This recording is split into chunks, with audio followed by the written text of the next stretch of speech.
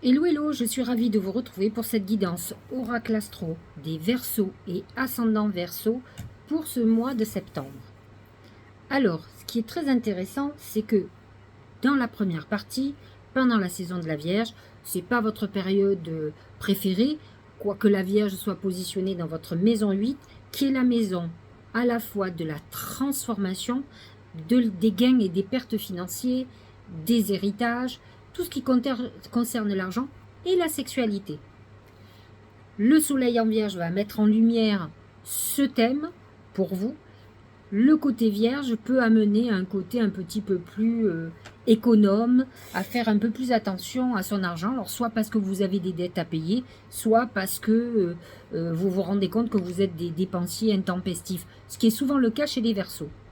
Mercure est déjà positionné dans le signe de la Vierge et effectivement, ce sont plutôt les finances qui ont été à l'ordre du jour, mais attention à ne pas vous prendre la tête si vous êtes dans une période de frustration sexuelle. La rétrogradation de Mercure se termine le 16 septembre et je pense que ça ira beaucoup mieux. Vous allez pouvoir retrouver vos esprits qui seront peut-être encore plus pragmatiques, plus dans une réflexion approfondie. Ça peut être une grosse période de remise en question, de, comment dirais-je, comme un peu une psychanalyse. Mars est déjà en balance, c'est un signe ami pour vous. Il est positionné dans votre maison 9, maison de l'ouverture d'esprit, de la volonté d'aller vers tout ce qui est religieux, spirituel. C'est le besoin de voyager. Mars en balance vous amène à agir pour retrouver une harmonie dans votre vie, pour être beaucoup plus apaisé, pour pouvoir, comment dirais-je, acquérir une paix intérieure. N'oublions pas que la maison 9 est aussi une maison de paix, un peu comme la balance. Alors c'est un moment aussi où vous aurez envie de rencontrer des gens différents, de vous instruire, la connaissance peut être quelque chose de primordial.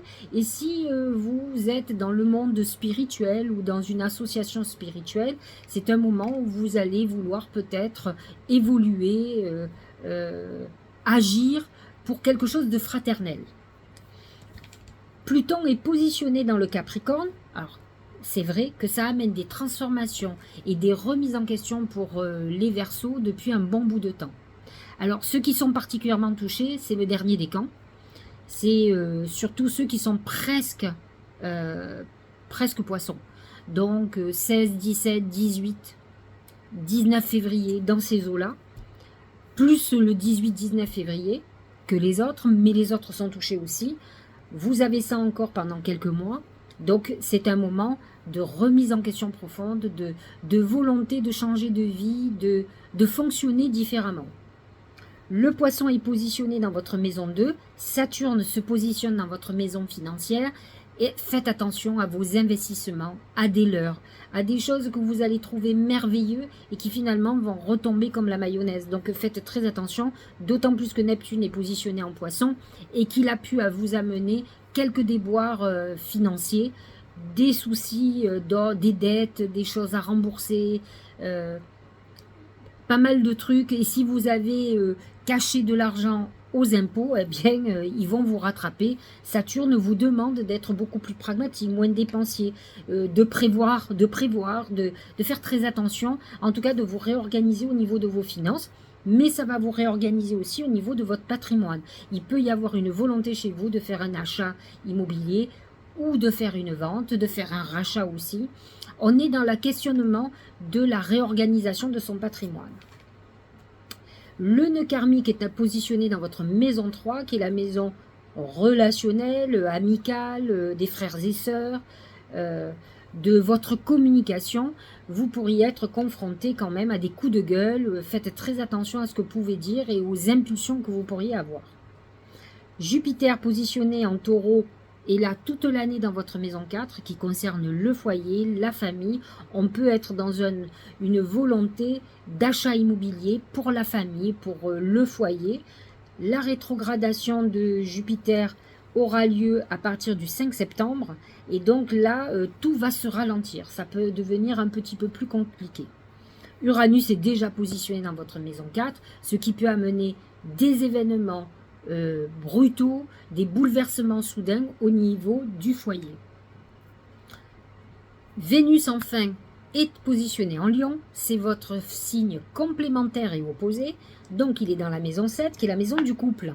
Alors, je vous l'ai déjà dit, Vénus c'est l'amour, bien sûr, tout le monde le sait, mais c'est aussi tout ce qui est finance, c'est tout ce qui est plaisir.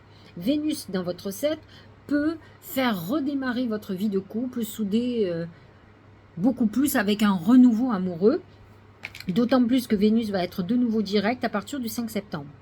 On peut être dans une remise en question. Vénus en maison 7 peut amener aussi une association plutôt fructueuse. Vénus en 7 peut vous faire rencontrer quelqu'un avec qui vous ayez envie de faire votre vie, de vous stabiliser. C'est une bonne époque. Vous avez encore tout le mois de septembre jusqu'au début octobre et ensuite Vénus quitte le Lion pour aller dans la Vierge.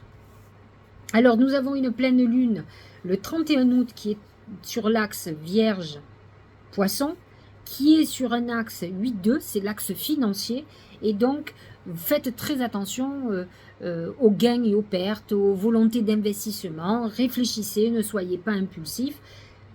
Le Poisson sera positionné dans votre maison 2 avec Saturne qui est derrière, qui va aspecter, qui est en conjonction avec la Lune, puisqu'il va y avoir une orbe à peu près de 4 degrés. Donc, soyez vigilants, mais vous pourriez être dans une période de volonté d'investissement, et ça peut être pas mal pour vous. À partir du moment où c'est réfléchi et que vous ne faites pas tout et n'importe quoi. Il va y avoir une nouvelle lune le 15 septembre en Vierge, donc dans votre maison 8, maison des héritages, des gains et des pertes financières, des dettes que l'on peut avoir, des crédits à combler aussi. C'est la lune aussi pour vous de la sexualité, d'une transformation profonde.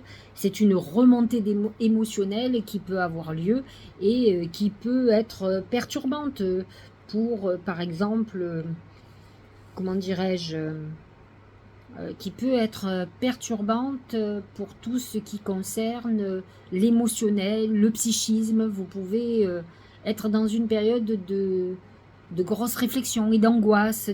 C'est des remontées émotionnelles du fond de vous-même, donc du passé. Alors par contre, vous allez avoir une pleine lune donc en bélier le 29 septembre qui amène le soleil en balance. Soleil dans votre maison 9 et bélier dans la maison 3. C'est l'axe de la connaissance, donc c'est une période où ça va mettre en lumière la volonté d'apprendre, de vous former, de former les autres. On est dans quelque chose intéressant où on a une perspective nouvelle de vie avec certaines réflexions et toutes les transformations que le Verseau a déjà subies ou va encore subir. Mais ce n'est pas oubliant négatif. N'oubliez pas que la mort d'une situation amène la renaissance. Alors nous allons regarder les oracles et nous allons commencer de suite avec l'oracle magique du mar de café, mon oracle. C'est le djinn. Alors le djinn, c'est plusieurs choses. Dans le sens du pire, c'est que vous allez être confronté ce mois-ci avec quelqu'un qui est fondamentalement néfaste, diabolique, machiavélique, manipulateur, manipulatrice. Un homme ou une femme, peu importe, mais soyez très vigilants. Soyez vigilants dans vos amours, si vous êtes célibataire aujourd'hui et qui vous rencontrez. Soyez vigilants avec des personnes malveillantes. Soyez vigilants avec des associés, des collaborateurs ou collaboratrices. Faites très très attention aux personnes qui vous entourent. Le djinn représente dans la magie arabe le diable, donc quelqu'un de diabolique et de machiavélique. Faites très très attention. Dans un autre sens, beaucoup moins, on va dire, difficile, mais non pas difficile, moins, j'allais dire, sulfureux, vous allez avoir affaire à quelqu'un qui va vous amener vers vos fragilités, ou en tout cas vers vos péchés, je ne sais pas si on peut dire ça comme ça. C'est les excès de sexe, les excès de dépenses, la volonté de réussir coûte que coûte, quitte à écraser les autres. Donc c'est sur tous les mauvais travers, sexualité, argent et addiction, cocaïne, drogue, médicaments. Faites très attention, vous pourriez rencontrer quelqu'un qui vous fasse plonger dans vos dérives. Donc, il faut que vous soyez très vigilants ce mois-ci à tous vos excès et à ce qui pourrait être votre perte. Au niveau professionnel, c'est l'enfant. Alors quand l'enfant, c'est beaucoup de choses. C'est celui qui s'éveille. C'est pas comme le bébé qui ne connaît rien. Il commence à apprendre. Mais vous êtes dans une période d'apprentissage où vous êtes en train de grandir. Peut-être dans un monde qui n'était pas le vôtre, mais en tout cas, c'est les marches. Vous avancez. Alors, vous n'êtes pas arrivé à ce que vous voulez. Mais par contre, vous êtes dans une évolution. À vous d'être vigilant parce que quand on est enfant, on est fragilisé. Parce qu'on est entouré certainement de personnes qui peuvent être très malveillantes ou qui ont, elles, des objectifs qui ne sont pas toujours positifs. Donc faites très attention. Je suis un peu inquiète quand je vois le djinn et à côté, je vois l'enfant. L'enfant, c'est vous et donc c'est vous qui pourriez être en fragilité. Si par malheur, entre guillemets, c'était vous le djinn, manipulateur, manipulatrice, etc., dites-vous que vous allez avoir un revers de fortune. Donc, à vous de rentrer dans les clous et de devenir beaucoup plus aligné, équilibré, moins malveillant, moins gourmand, gourmande, boulimique, de pouvoir, d'abus de pouvoir. Faites très attention à vos excès. Le Verseau, comme le Lion, peut être quelqu'un d'impitoyable pour servir ses ambitions et pouvoir diriger. Donc, attention à vos travers. Au niveau de l'amour, ben justement, c'est le bébé, c'est l'éveil, c'est la naissance d'un nouvel amour. À vous de faire très attention. Quand on a enfant le djinn, c'est qu'on peut être amené à rencontrer quelqu'un pour assouvir ses bas instincts. Si vous en êtes conscient ou consciente, il n'y a pas de souci. Si vous croyez que vous avez rencontré l'amour, ça peut être terrible. Si c'est juste pour le sexe, c'est pas très grave, parce que c'est ce que dit le djinn. Mais si vous pensez que vous avez rencontré l'homme de votre vie ou la femme de votre vie, faites très attention. Ne commencez pas à vous projeter avec quelqu'un qui est, au final, juste un vulgaire plan. À vous de faire attention. Santé, c'est l'encre.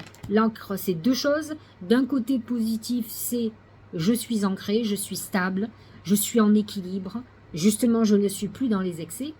Et dans le sens négatif, je suis alourdi. Il va falloir que je m'allège dans ma vie.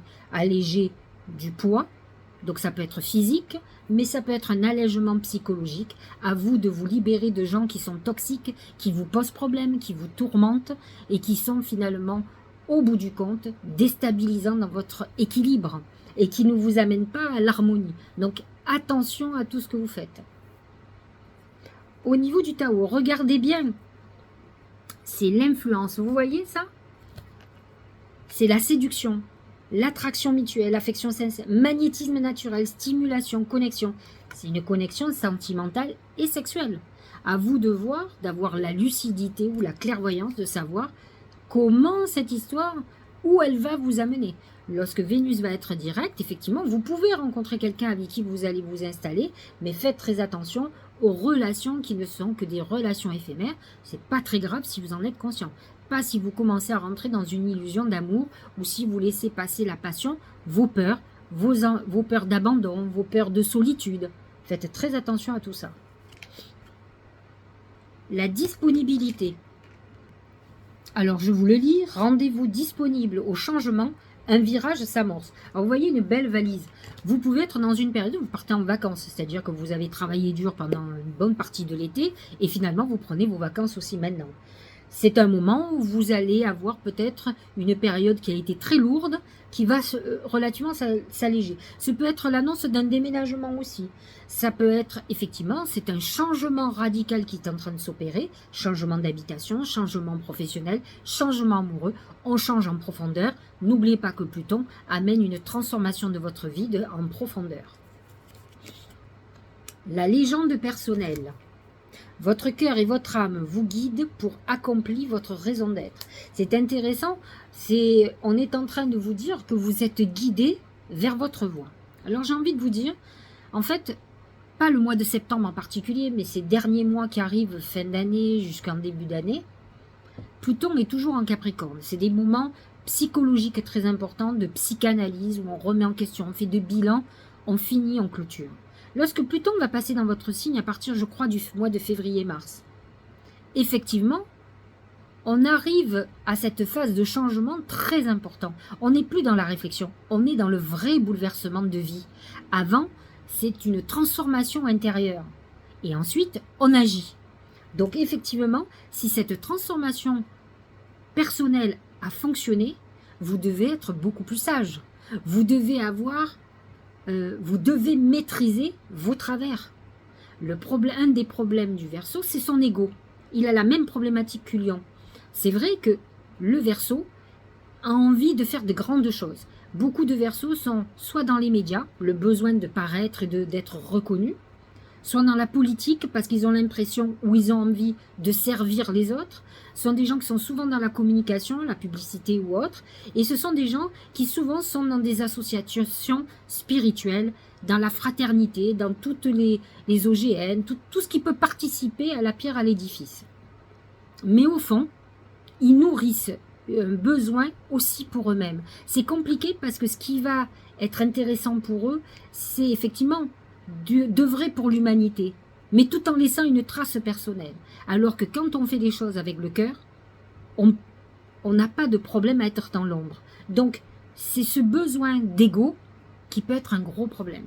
Donc, à vous de savoir gérer un juste équilibre dans ce que votre âme a besoin pour se réaliser et ce que votre ego vous dit. L'ego peut vous amener à des travers, à pouvoir faire des choses que vous regretteriez. Cette transformation profonde doit vous aider à évoluer, à devenir la meilleure version de vous-même. Réfléchissez. Le guérisseur. J'ai de l'or dans les mains, je suis fait pour soigner les autres, alors j'agis dès maintenant. Alors, cet oracle nous dit que la plupart des Verseaux ont des dons dans les mains. Alors tous ne sont pas magnétiseurs, c'est faux. Tous ne sont pas chiropracteurs, ne sont pas des artisans ou des gens qui sont des manuels, parce qu'on peut l'être, vous êtes un guérisseur, mais vous pouvez aussi avoir ce côté humaniste à vouloir aider les autres, guérir les autres. Ça, c'est très Verseau. On n'a pas besoin d'être infirmier ou infirmière pour pouvoir aider. Le Verseau est beaucoup plus intellectuel. Il va, par son esprit, trouver des solutions, trouver des choses qui vont permettre aux autres d'évoluer, de pouvoir avoir un mieux-être et pouvoir être plus heureux. Donc effectivement, vous êtes, en fait, c'est un peu une réponse à ce que disait tout à l'heure, où on parlait de la légende personnelle.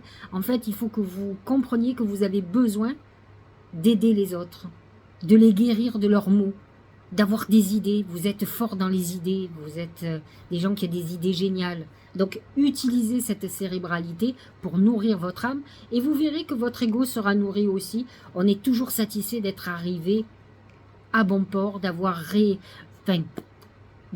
œuvré pour les autres. Moi, je crois que je me nourris personnellement, et je ne suis pas Verseau, bien sûr, lorsque j'ai aidé des personnes qui m'ont consulté. Ma mission est remplie. C'est ça qui nourrit mon âme. C'est pas que de dire, bien sûr que ça me fait plaisir, je préfère qu'on dise que je suis une bonne voyante ou que je suis nulle. Je ne dis pas que tout le monde m'adore, hein, c'est pas vrai, je sais que je connais mes travers, je ne suis pas toujours simple, je suis dure, mais j'ai été dure avec moi-même, hein, mon père est mort, j'avais 20 ans, donc ici moi je me mettais pas des coups de pied aux fesses, j'en serais pas là. Donc, j'ai ce mode de fonctionnement qui fait que j'ai pas envie de pleurer avec vous pour vous aider. Je préfère peut-être parfois vous brutaliser. J'essaye d'être un peu plus arrondi, croyez-moi. J'essaye de m'améliorer. Donc, je peux déplaire à ce niveau-là. Mais par contre, j'ai des gens qui me disent « Mais non, dites-moi les choses. Ça va me faire bouger. Grâce à vous, je suis arrivée à ça. » Et ça, c'est ma plus belle récompense. C'est ça qui nourrit mon âme. Vous comprenez? C'est que je vois que j'ai réussi ce challenge, j'ai aidé des gens à passer des caps, je les ai accompagnés. Je suis née que pour ça. Le reste, à partir du moment où je peux payer tout ce que j'ai à payer, de temps en temps me faire un petit plaisir, que j'ai une bonne santé, mais que demande le peuple? J'ai mes proches qui m'aiment, et ceux que j'ai aidés m'aimeront toute leur vie, m'apprécieront. C'est le plus beau des cadeaux. J'ai pas besoin de plus, j'ai pas besoin d'être la plus grande des célébrités, j'en ai rien à foutre de ça. Personnellement, j'ai pas ce problème d'ego. Voilà, donc je voulais le dire, donc essayez de travailler comme ça. Dernier oracle, se reconnecter à la nature. Arrête tout, pars marcher au chant des oiseaux, laisse-toi bercer par la douce mélodie du bruissement des arbres, laisse-toi porter par le vent, par la vie, par la magie de la nature. J'ai envie de vous dire que ce que on veut vous dire, c'est que, je vous l'ai dit tout à l'heure, un des travers du Verseau, ça peut être son ego. Le faste, comme le lion. Retourner parfois à l'essentiel, pouvoir aller respirer, toucher la nature, la sentir, la regarder, la voir comme elle est belle, vous fait redescendre sur terre et vous dit que c'est ça le principal. Le reste, c'est que du superflu, qui peut être accessible à tout le monde, mais qui ne doit pas vous empêcher d'avoir les pieds sur terre. Donc, revenez à la terre et les énergies de la Vierge peuvent vous aider à ça.